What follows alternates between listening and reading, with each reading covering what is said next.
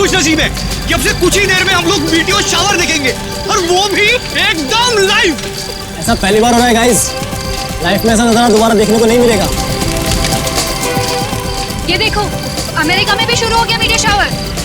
अरे हमें इंग्लैंड के आसमान में भी दिखाई दे रहा है। अगला नंबर हमारे देश इंडिया का है दोस्तों। तैयार हो जाओ आसमान में प्रकृति की आतिशबाजी देखने के लिए।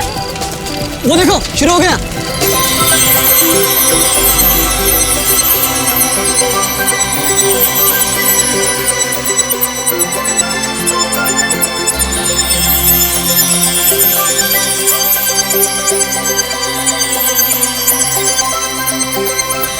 ये मेरी जिंदगी का सबसे खूबसूरत पल है। ऐसा नजारा तो मैंने पहले कभी नहीं देखा।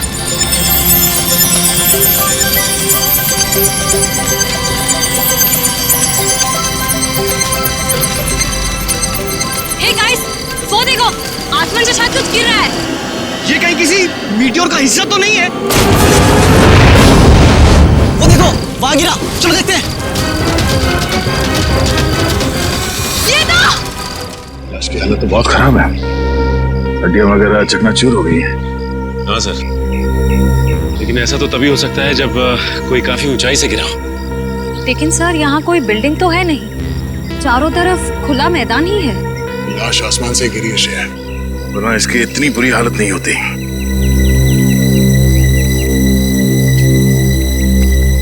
कब हुआ ये, कितने बजे? यही कोई रात 3:15 बजे। हम लोग रात को मीटियोर शावर देख रहे थे, तभी अचानक आकर के कुछ गिरा। और हमें लगा मीटियोर शावर का ही कुछ हिस्सा होगा, लेकिन जब पास जाके देखा तो लाश थी। सर, जब लाश ऊपर से गिर रही थी तब ये जल भी नहीं रही थी। अच्छा, ये केस कुछ ज्यादा ही पेचीदा लगता है। देखते हैं डॉक्टर सालुंके क्या कहते हैं इस लाश को देख के। चलो।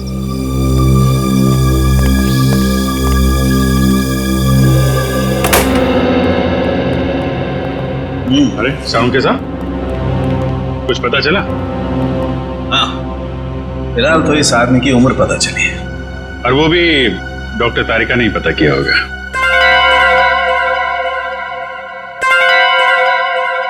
मैंने पता किया है। आपने किया है? जी हाँ।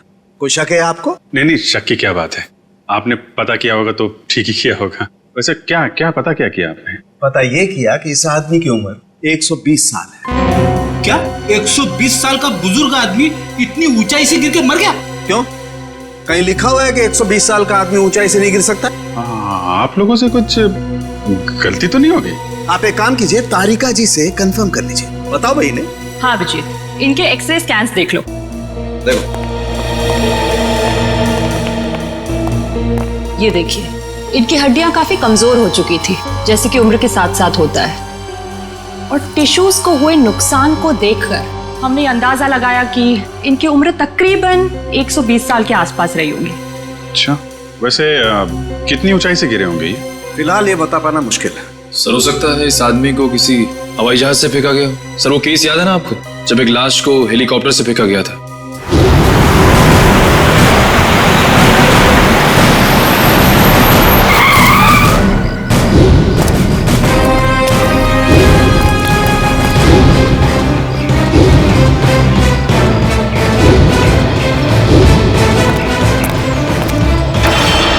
सर, या फिर हो सकता है हॉट एयर बलून से, या फिर स्काई डाइविंग कर रहा होगा। अरे कैसी बातें कर रहे हो तुम लोग यार, 120 साल का बुजुर्ग आदमी स्काई डाइविंग करेगा, हॉट एयर बलून से कूदेगा? वैसे भी हमें वहां पे कोई पैराशूट वगैरह तो मिला नहीं था। हेलो, जली हुई चीज समुद्र में गिरी है, लाश के पास वाले इलाके में? ठीक है, पहुंचते हैं हम।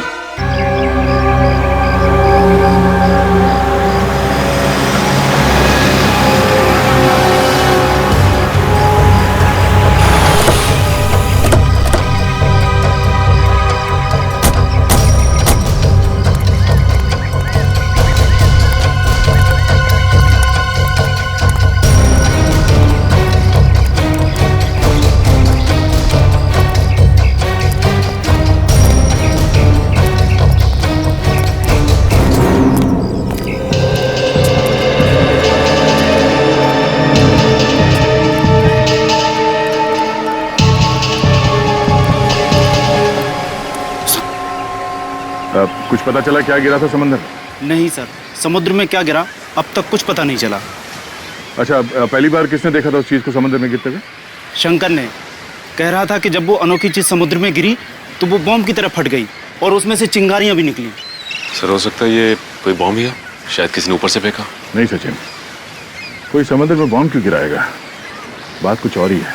हो ना हो इसका उस लाश के साथ जरूर कुछ संबंध है। ये शंकर कहाँ? सर वो रहा सर।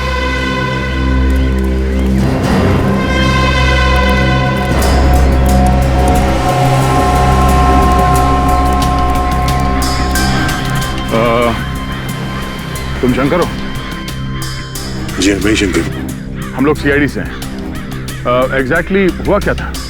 सर करीब रात के 3 बज रहे थे। मेरी बीवी जोर जोर से खर्राटे भर रही थी, इसलिए मुझे नींद नहीं आ रही थी। क्या आपकी वाइफ भी खर्राटे मारती है? रेडी, अब अपनी वाइफ की बातें शुरू मत कर देना। हाँ, क्या कह रहे थे आप? नींद ना आ पाने की वजह से मैं कुछ देर बाहर टहलने निकल आया। तभी अचानक मैंने देखा कोई बड़ी सी चीज जोर से छपाक करके समुद्र में गिरी। एक बहुत तेज रोशनी हुई, जैसे किसी ने आग का गोला दरिया में फेंक दिया।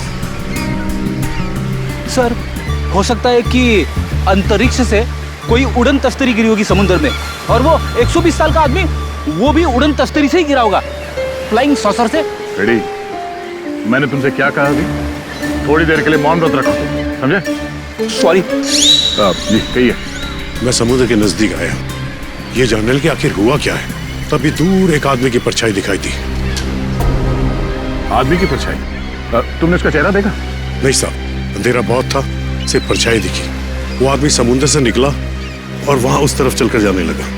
फिर क्या हुआ? मैं उस आदमी का पीछा करने लगा क्योंकि मुझे शक था, पर वो आदमी वहां सड़क पर चलकर एक कार में बैठ गया और चला गया। कार का नंबर देखा है तुमने? नहीं साहब, नंबर तो नहीं देखा, लेकिन हाँ वो सिल्वर कलर की बैक्स्टर गाड़ी थी। उसने गाड़ी चाबी से खोली या? नहीं साहब, वो कार उसकी नहीं थी, क्योंकि उसने बहुत तिगड़म करके कार का दरवाजा खोला था। सर फिर तो कार चोरी की होगी। Thank you. अब ये पता करना पड़ेगा कि शहर में कितनी सिल्वर रंग की बैक्स्टर कार है जो चोरी हुई है और उनके नंबर्स क्या क्या हैं। सर स्पेक्ट्रोमीटर टेस्ट की रिपोर्ट आ गई है। देखिए मुझे लाश के कपड़ों में से क्या मिला है। क्या मिला है?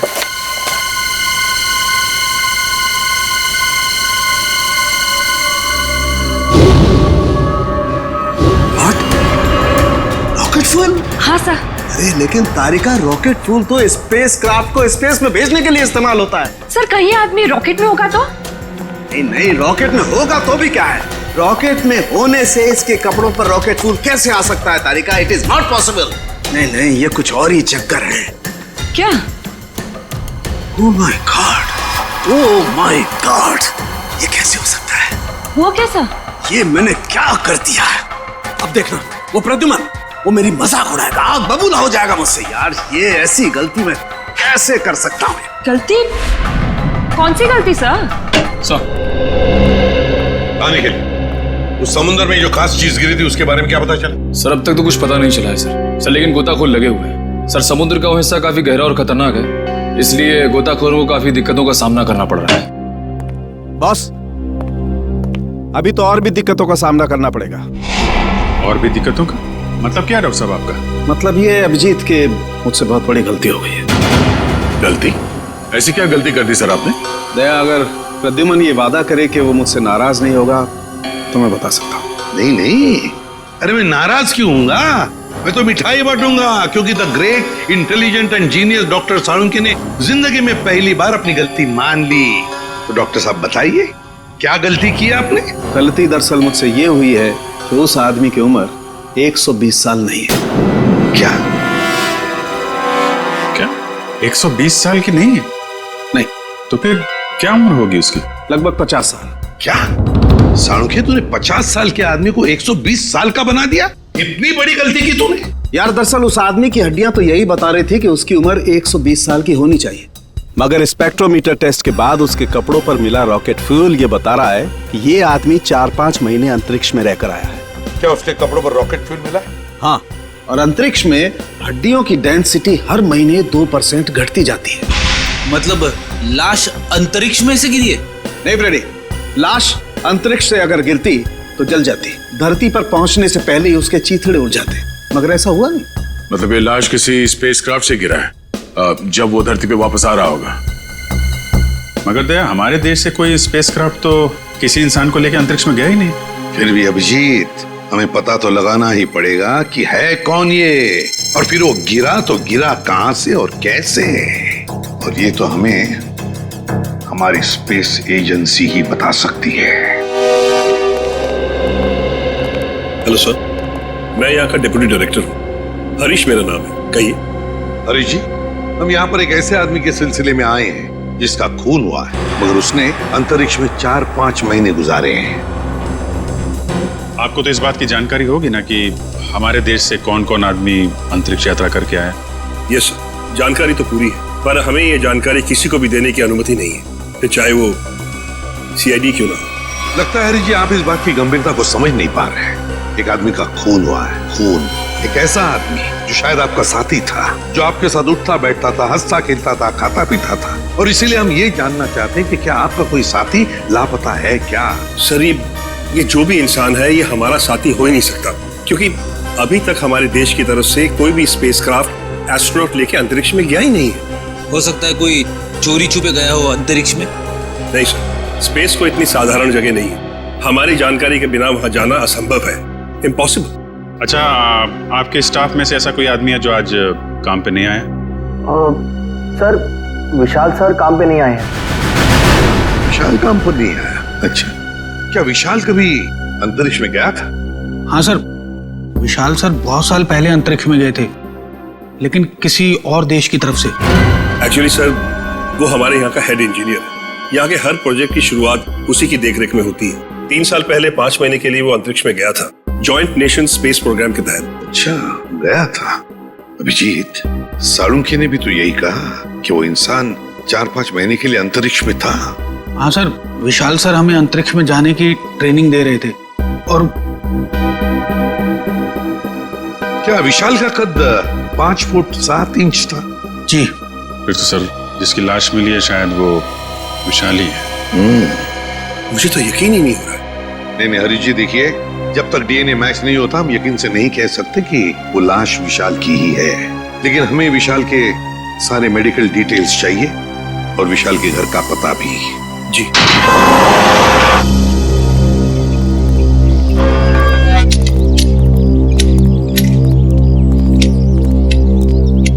सुनिए, ये विशाल का घर है ना? जी, घर तो विशाल साहब का ही है, लेकिन वो घर पर नहीं है।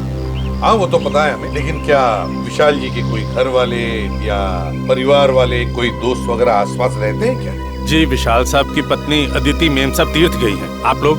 हम लोग सीआईडी से। सीआईडी? जी। कहिए, क्या बात है? आप कौन है? आपका नाम क्या है? जी, मेरा नाम बिरजू है। अच्छा, देखो बिरजू, हमें एक लाश मिली है। लाश? और हमें शक है कि वो लाश विशाल जी की है। ये कैसे हो सकता है? विशाल साहब नहीं मर सकते। देखिए, आप संभालिए अपने आप को। फिलहाल हमें सिर्फ शक है कि ये लाश विशाल जी की है। हो सकता है कि ये लाश किसी और की हो। भगवान करे वो लाश विशाल साहब की ना हो। वैसे आखिरी बार कब देखा था तुमने विशाल जी को? कब मिले थे उन्हें? कल सुबह जब मैं काम पर आया था तो विशाल साहब ने मेरी बाहर से ही छुट्टी कर दी थी। घर के बाहर से ही छुट्टी दी? क्यों? किस लिए? जी, पता नहीं, ऐसा पहले कभी नहीं हुआ है। मैंने विशाल जी से कहा कि मैं घर की सफाई कर देता हूँ, झाड़ू पोछा कर देता हूँ, मैं फिर चला जाता हूँ, लेकिन उन्होंने मुझे घर में घुसने ही नहीं दिया। आपको उन्होंने घर में घुसने नहीं दिया? जी हाँ, उनका बर्ताव बड़ा अजीब सा था। जब उन्होंने अदिति मेम साहब के तीर्थ पर जाने की बात कही तो मुझे बड़ा अजीब सा लगा, मुझे यकीन ही नहीं हुआ। लेकिन क्यों? क्योंकि अदिति मैडम इस तरह अचानक कहीं नहीं जाती।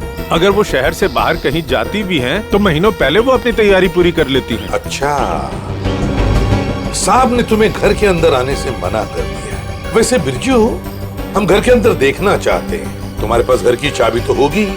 जी हाँ। हम ये देखना चाहते हैं ऐसी क्या वजह थी जो साहब ने तुम्हें घर के अंदर आने से मना कर दिया। जी, अभी खोलता हूँ।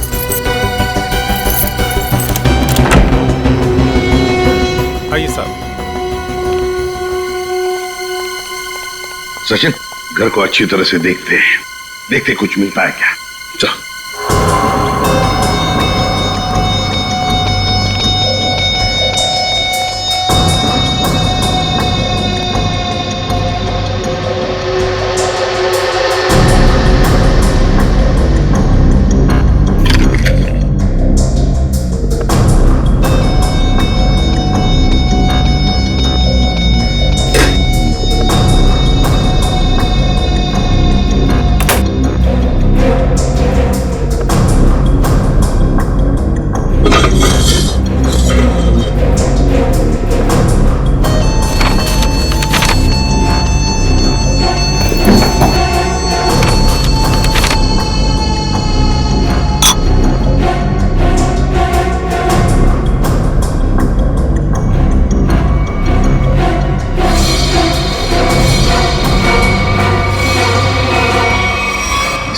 कागज के टुकड़े पर कुछ हल्का हल्का सा लिखा हुआ है।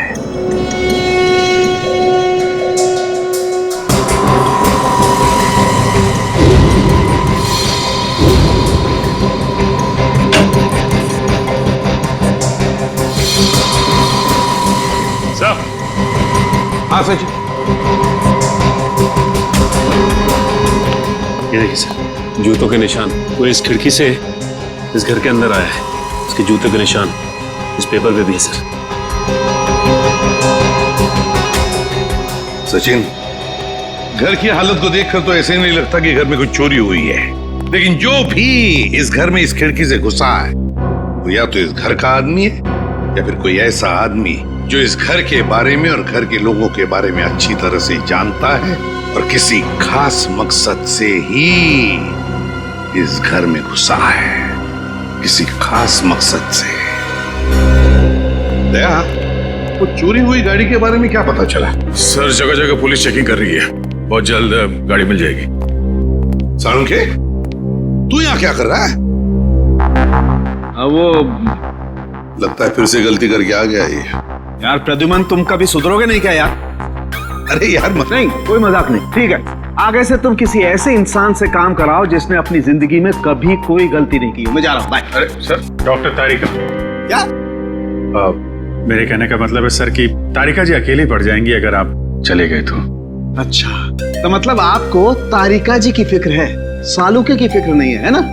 ठीक है, तो मैं जा रहा हूँ, ठीक है, बाय। यार लेकिन जो बात बताने के लिए आया था वो तो बता के जा। वो आप इनकी डॉक्टर तारिका जी से पूछ लीजिएगा। मैं जा रहा हूँ, बाय। अच्छा ठीक है, बाय। 1 मिनट में वापस आ जाएगा। हाँ दया, देखा?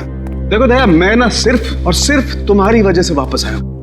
हाँ, क्योंकि मैं जानता हूँ एक सिर्फ तुम हो जो मुझे अच्छी तरह से समझते हो, बाकी ये लोग तो मेरी नौकरी छीनने पर लगे हुए हैं। सर वो मैं नहीं, कुछ कहने की जरूरत नहीं है, मैं तुम्हें बहुत अच्छी तरह से समझता हूँ। वैसे समझता मैं इन लोगों को भी बहुत अच्छी तरह से हूँ। वैसे दया, जो बात तुझे बताने के लिए आया था जरा पूछ ले, क्या बात है? सर देखो दया, जो लाश आप लोगों को मिली थी ना, उसका डीएनए मैच हो गया है और वो लाश विशाल की है। क्या? विशाल की है? मतलब हमारा शक सही निकला? बिल्कुल। और जो जूतों के निशान आपको विशाल के घर से मिले थे वो किसी ऐसे आदमी के जो एक पांव से लंगड़ा के चलता है। ये कैसे पता चला सालुंखे सर? देखो, जब कोई इंसान लंगड़ा के चलता है तो उसका एक पैर पर वजन ज्यादा होता है और दूसरे पैर पर वजन कम होता है, और इसीलिए दोनों पैरों का अलग अलग निशान पड़ता है। वाह सालुंखे साहब, वाह, बड़ा तगड़ा ऑब्जर्वेशन है आपका। Thank you. समझता क्या है? वैसे साळुंखे यार, वो कागज के टुकड़े जो मिले थे विशाल के घर से, उन पर कुछ लिखा हुआ था, वो क्या है?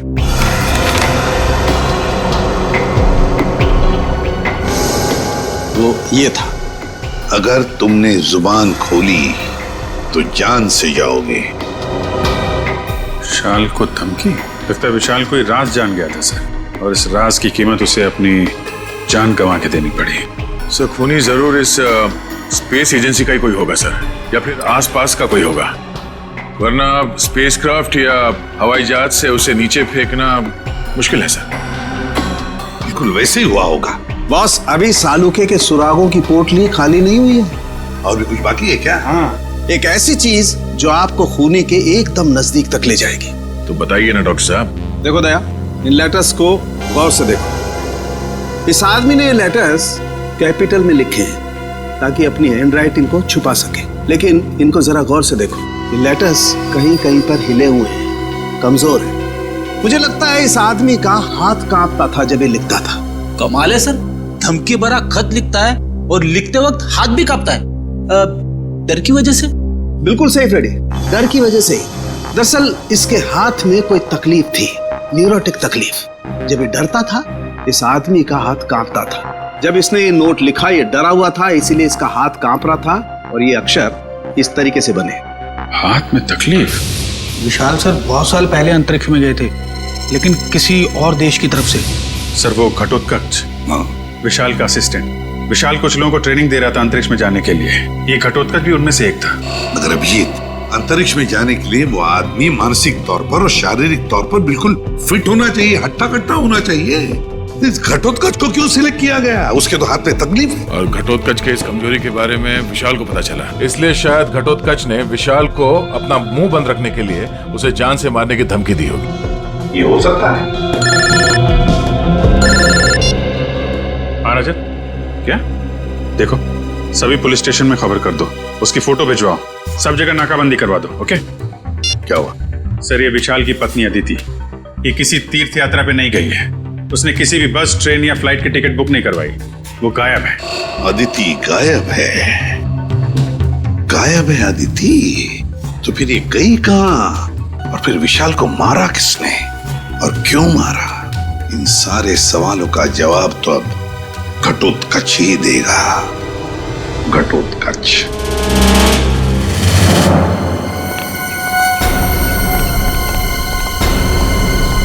शरीरा घटोत्कच का कैसे?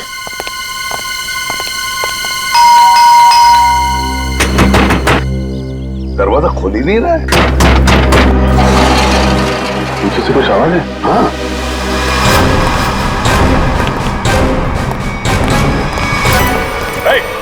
पकड़ो उसे।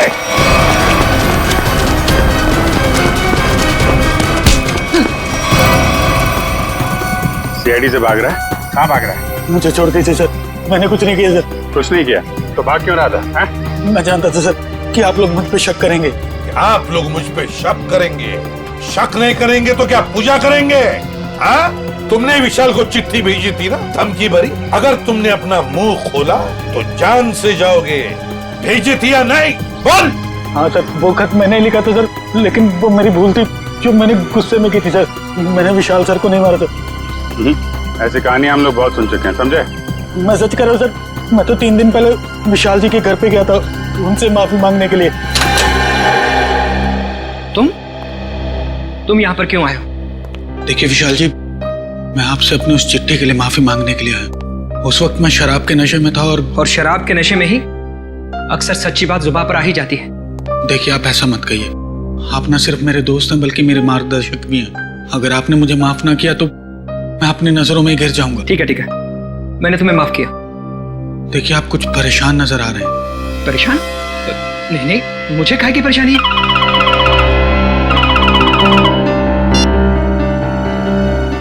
हेलो जी, ठीक है, आप जैसा कहेंगे मैं बिल्कुल वैसा ही करूंगा, लेकिन मेरी पत्नी पर कोई आंच नहीं आनी चाहिए।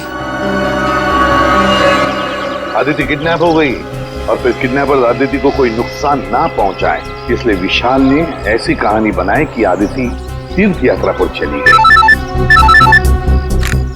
दया का फोन आ गया। अच्छा, चोरी की गई गाड़ी का पता चल गया। एक्सीलेंट।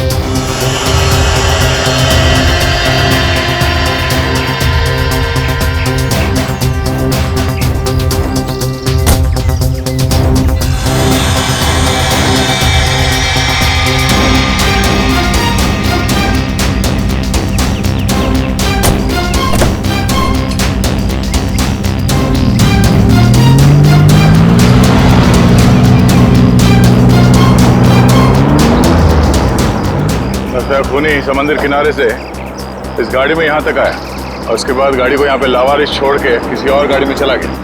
लेकिन सर, गाड़ी में तो कुछ भी नहीं मिला।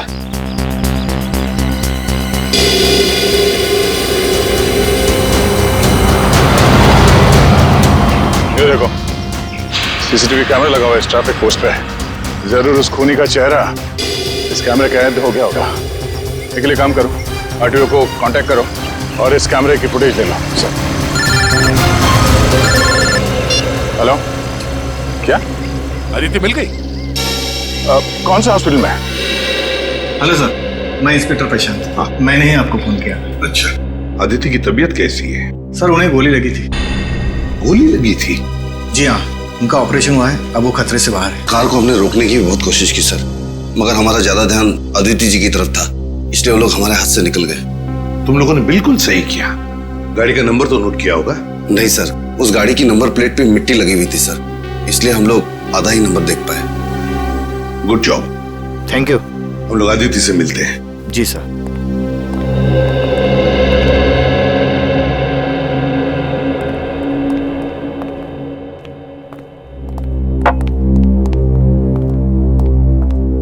अदिति, अब कैसी हो? ठीक हूँ। आप कौन? मैं एसीपी प्रद्युमन, सीआईडी से। सीआईडी से? मेरे पति कहाँ हैं? बहुत जल्दी आ जाएंगे। बस एक बात बताओ, ये सब कैसे हुआ तुम्हारे साथ? 2 दिन पहले जब मैं सब्जी मंडी से घर लौट रही थी, कुछ लोग मुझे अपने गाड़ी में डालकर साथ ले गए। उनमें से किसी का चेहरा देखा आपने? नहीं, उन्होंने अपने चेहरे पर मास्क डाल रखा था। ओह, मास्क पहन रखा था। वैसे कहाँ लेकर गए वो तुम्हें, कुछ बता सकती हो? पता नहीं, उन लोगों ने मुझे कुछ खिलाकर बेहोश कर दिया था। एक अंधेरे कमरे में रखा था और वो मुझे विशाल के काम के बारे में सवाल पूछ रहे थे। विशाल के काम के बारे में? तो तुमने क्या कहा? मैंने उन्हें कहा कि विशाल अपने काम के बारे में मुझसे कोई बातचीत नहीं करते, लेकिन उन्हें लगा कि मैं झूठ बोल रही हूँ। नहीं आदित्य, देखो अदिति, देखो जिन्होंने भी ये किया है ना तुम्हारे साथ, उनको हम कड़ी से कड़ी सजा दिलवाएंगे, ये मेरा वादा है। आप उन्हें मत छोड़िएगा। वो लोग देशद्रोही है। कुछ देर बाद उनका बॉस भी उसी कमरे में आया और उसने मुझसे कहा कि विशाल मुझसे ज्यादा अपने देश से प्यार करते हैं। मैंने उन्हें जवाब दिया कि मुझे गर्व है कि विशाल पहले एक अच्छे नागरिक है और फिर एक अच्छे पति। बिल्कुल सही कहा तुमने, बिल्कुल सही कहा। और सच कहूं, हमें भी तुम पर गर्व है, क्योंकि तुमने ये सब किया ना इसकी वजह से। अच्छा बताओ, क्या तुमने उस आदमी का चेहरा देखा? नहीं सर, उसने भी अपने चेहरे पे मास्क डाल रखा था, लेकिन हाँ, गुस्से में आकर मैंने उस पर झपटकर हमला किया था। अच्छा? उसकी गर्दन पर खरोच आ गई थी। उस आदमी के गर्दन पर खरोच आई थी? तो फिर सचिन, जरूर आदिति की नाखून में उस आदमी की चमड़ी के अंश होंगे। उस आदमी के चमड़ी के अंश होंगे। हाँ निखिल, ट्रैफिक सिग्नल का फुटेज रेडी है? हाँ सर, रेडी है। चलो देखते हैं।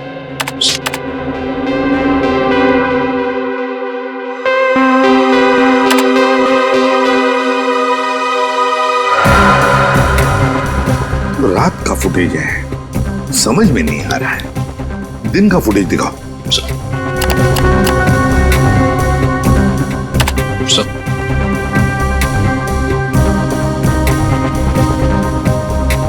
कोई आदमी गाड़ी की तरफ चलते हुए आ रहा है। निखिल, पॉज करो, रिवाइंड करो और फिर से प्ले करो।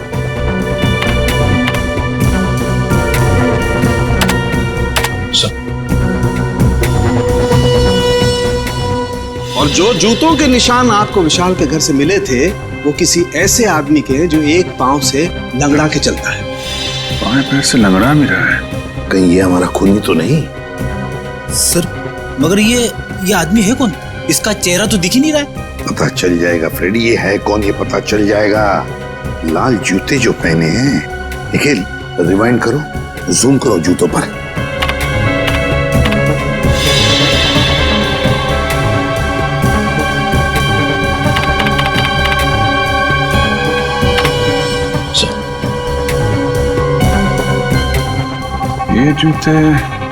ये जूते मैंने कहीं देखे हैं सर। देखे? कहां पर, किसके पैरों में? सर, आज विशाल सर नहीं आए। समीर, विशाल का असिस्टेंट सर, और वो लंगड़ा के भी चल रहा था। विशाल का असिस्टेंट समीर। समीर के घर में से जो डॉक्यूमेंट्स मिले उससे पता चलता है कि समीर विशाल के लिए काम करता था, जासूस था वो विशाल का। दुनिया के सामने समीर विशाल का असिस्टेंट और असली काम जासूसी। एग्जैक्टली। पर जब विशाल को पता चला कि स्पेस एजेंसी में कोई गद्दार है जो वहां की खुफिया इंफॉर्मेशन बाहर भेज रहा है। तो बस उसका पर्दाफाश करने के लिए उसने समीर को रख लिया काम पर, जासूस बनाकर। और इसीलिए समीर ने भी हमें कुछ नहीं बताया, क्योंकि विशाल ने उसे ऐसा करने से मना कर दिया था। हाँ, दया जब विशाल का खून हुआ तब शायद समीर तहकीकात करने के लिए विशाल के घर गया। पर जैसे ही खूनी को लगा कि समीर उस तक पहुंचने वाला है, उसने समीर का भी खून कर दिया। बॉस, आसानों के अदिति के नाखूनों में चमड़ी के अंश मिले? हाँ मिले ना, उसके नाखूनों में चमड़ी के अंश मिले। तो जब मैं आप लोगों को बताऊंगा कि उस चमड़ी का डीएनए किसका था, आप लोग दंग रह जाएंगे। डॉक्टर साहब, रियलिटी शो के विनर का नाम अनाउंस करने जैसा सस्पेंस मत बढ़ाइए, नाम बताइए ना प्लीज। बॉस, उस आदमी का नाम है deputy director Harish. Hello sir, मैं यहाँ का डिप्टी डायरेक्टर हरीश मेरा नाम है। क्या डेप्यूटी डायरेक्टर हरीश? तभी तो समीर मरते वक्त हाँ ऐसे कर रहा था। क्या कह रहा? समीर कहना चाहता था हरीश, वो हरीश का नाम लेना चाहता था। Deputy director Harish, space agency का deputy director Harish. Excuse me sir, आप लोग यहाँ? जरा हरीश जी को बुलाइए। कहाँ है वो? सर, वो तो कुछ ही घंटे पहले चले गए। चले गए? कहाँ गए, कुछ पता है आपको? नहीं सर, वो बड़ी जल्दी में थे, इसलिए बिना कुछ बताए निकल गए। कोई बात नहीं, हम पता लगा लेंगे। उनके गाड़ी का नंबर दीजिए। जी। हेलो, हाँ बोल रहा हूँ। कहाँ पे? एमआई इलाके में? ठीक है, ओके सर। हरीश की गाड़ी एमआई इलाके में देखी गई है सर। एमआई इलाके में? हाँ सर। शेयर जरा नक्शे में चेक करो, एमआई इलाके में हरीश कहाँ जा सकता है? सर, एमआई इलाके के आगे तो बॉर्डर है, हमारे राज्य की सीमा, और ये बॉर्डर एमआई इलाके से 15 किलोमीटर दूर है। तो ये उड़ान भर के हरीश अपना घोंसला कहीं और बनाना चाहता है? और सर, उड़ान भरने के लिए पास में ही एक रनवे और एयरफील्ड भी है। फिर तो सर ये शहर से नहीं, देश से बाहर निकलने का प्लान बना रहा होगा। तो चलो इसके प्लान का आज क्लाइमैक्स कर देते हैं।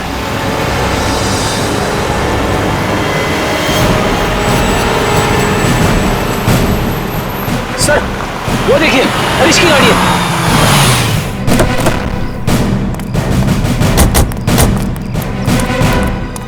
सर गाड़ी तो खाली है सर, तो लगता है भाग गया है हरीश। लगता है वो एयरफील्ड की तरफ गया है। चलो लेट्स गो।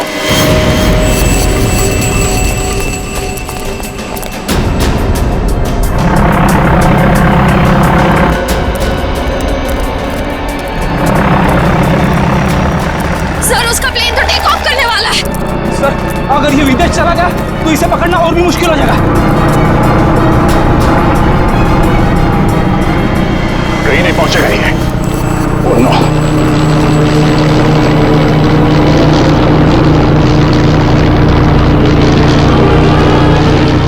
सर, हम कंट्रोल टावर से पता कर सकते हैं कि ये प्लेन किस दिशा में और कौन से देश की तरफ गया है।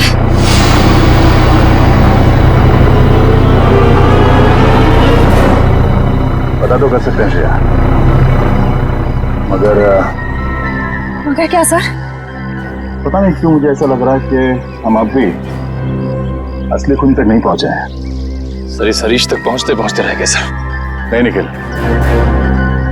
असली खूनी ये हरीश नहीं है। हरीश नहीं है? तो फिर कौन है सर? अब मेरी समझ में आ रहा है कि सब किसका किया धरा है। चलो। तुम लोगों को अपने बुरे कर्मों की सजा जरूर मिलेगी। सारा गुनाह तुम लोगों ने किया और इल्जाम मेरे मत्थे मर दिया। बात तो तेरी ठीक है, मगर सीआईडी कभी पता नहीं कर पाएगी कि असली मुजरिम कौन है, क्योंकि हमने तुम्हारे बैंक अकाउंट में पूरे 15 करोड़ रुपए डलवाए। 15 करोड़ रुपए?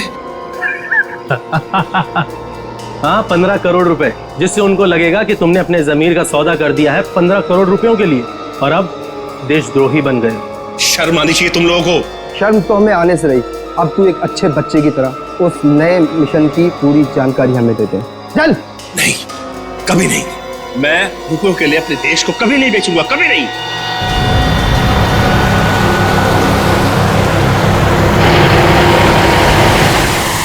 देख, मैं तुझे आखिरी बार बोलता हूँ, बता दे, जिंदा छोड़ दूंगा तुझे, वरना तुम्हारे मरने के बाद वो जानकारी तो हम हथिया ही लेंगे। एक गद्दार की जिंदगी जीने से एक देशभक्ति मौत मरना मुझे ज्यादा गवा रहा है, समझे तुम लोग? हाँ, मगर अफसोस कानून और देशवासियों की नजरों में तू हमेशा एक गद्दारी कहलाएगा। नहीं रहेगा। कोई अपनी जगह से नहीं लेगा। जा नीचे, हाथ खोलो, उठ। बस।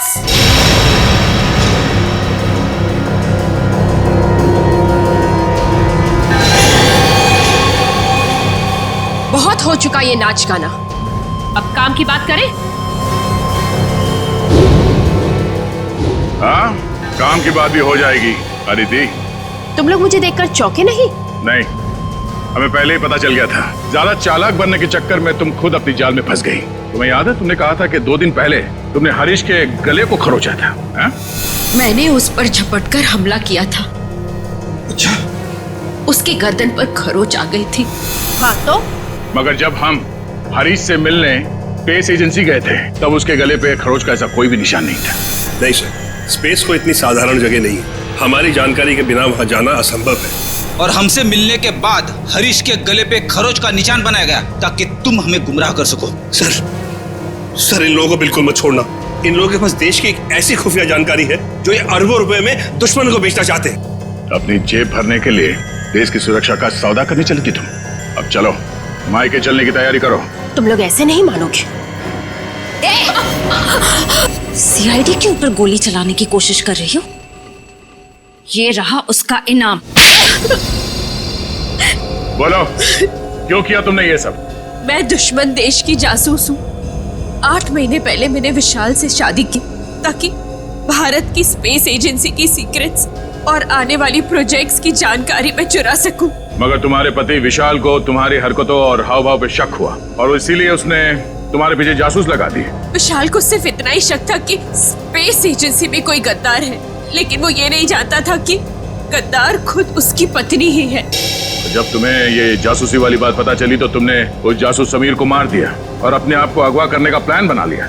क्योंकि मुझे लगा था कि मुझे छुड़वाने के लिए विशाल उन अगवा करने वाले लोगों को वो खुफिया जानकारी दे देगा, लेकिन शायद विशाल को मुझसे ज्यादा देश से प्रेम था, इसलिए विशाल ने उन्हें गलत इन्फॉर्मेशन दी और मुझे छुड़वा लिया।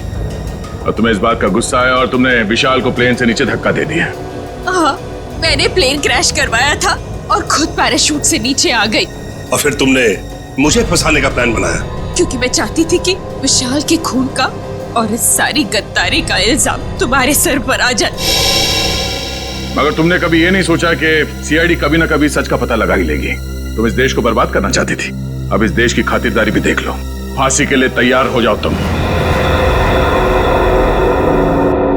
इस तरह के और भी एपिसोड देखने के लिए हमारे चैनल को सब्सक्राइब करें और बेल आइकन दबाना ना भूलें।